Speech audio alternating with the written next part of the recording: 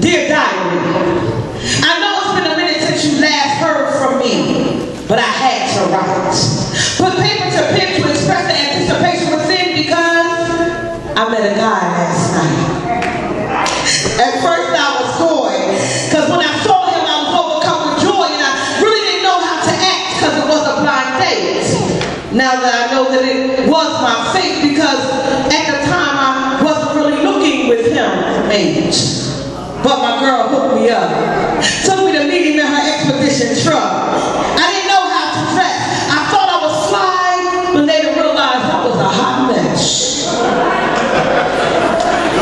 Oh, Diary. I know it's been a long time, but I had to write. Prepare to pen to express the anticipation within because I met a guy last night. And I didn't know that this meeting would change my life. Oh, and he was fine. I always thought that I was a dime, but when he looked at me, it was more than the physical that he would see. He touched my soul. Can't really explain it, but when he looked at me, I felt a hole in my heart that I was not aware until he touched me there. And when he touched me, it made me quiver. Yo, I'm talking about goosebumps on my liver. That dude made my knees shake, made my body quake. It was like my birthday. I mean, with all the trip was like ice cream cake.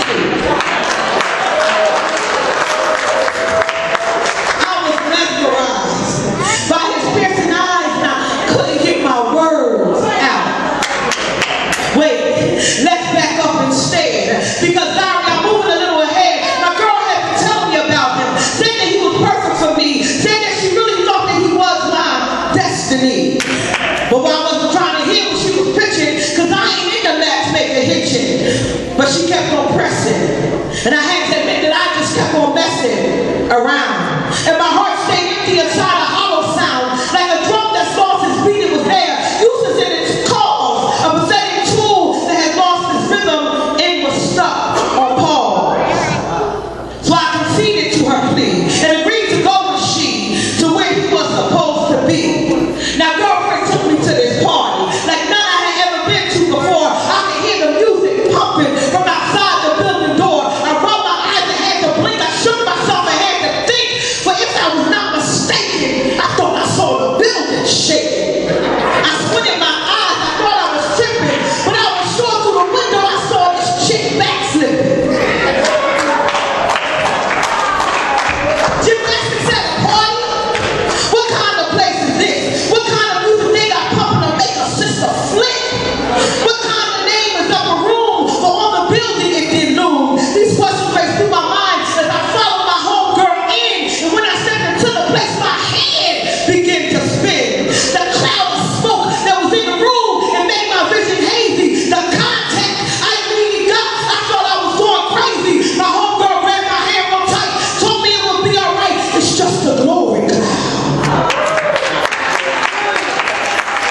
I wasn't sure I heard her right. We pressed into the crowd. I got excited because she said that he was there. I said, do you see him? She said she felt him in the air.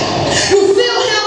Where? I was looking at her strange, but truth be told, I felt the same. Explain it, I really can't, but I too knew that he was there. It was just this feeling from my toes up to my hair. I had to stop. I pulled away. She knew the deal. This is your day. She repeated twice. Don't throw the dice. You may not get another chance. And what funny is, somehow I knew this in advance.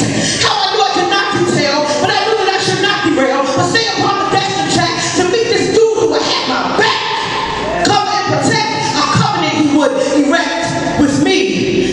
I had yet to meet the man of my dreams, but I knew that this would be. Again, how I knew this, I could not fully explain, but in this party, something was happening to my brain. I must admit I was a bit afraid to meet him, but my body, it swayed to greet him. It was like it had a mind of its own. I could feel the music pulsating in my bones, and I was hot, fly or not. It was like fire, and I couldn't shake the desire to open my mouth and speak in an ancient tongue. And my mind